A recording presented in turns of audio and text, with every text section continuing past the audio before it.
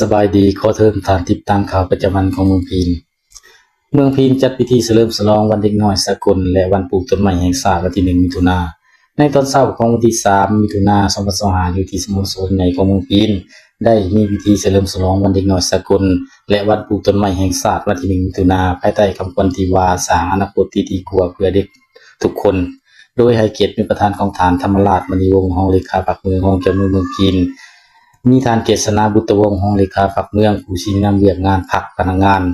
ท่านนางคำลาสวรรค์ไซประธานสหพันธ์แม่หญิงเมืองคณะกรรมการเพื่อความก้าวหน้าของแม่หญิงและเด็กน้อยขันเมืองมีบรรดาท่านในคณะประจำพรรคเมืองกรรมการพรรคเมืองหัวหน้าของการคณะของการอำนาจปกครองบ้านครูอาจารย์พร้อมน้องน้อยนักเรียนจากโรงเรียนอนุบาลพีนและโรงเรียนอนุบาลเศรษฐม่วงผู้ปกครองเข้าร่วมอย่างหลากหลายก่อนจะเข้าสู่พิธีเฉลิมฉลอง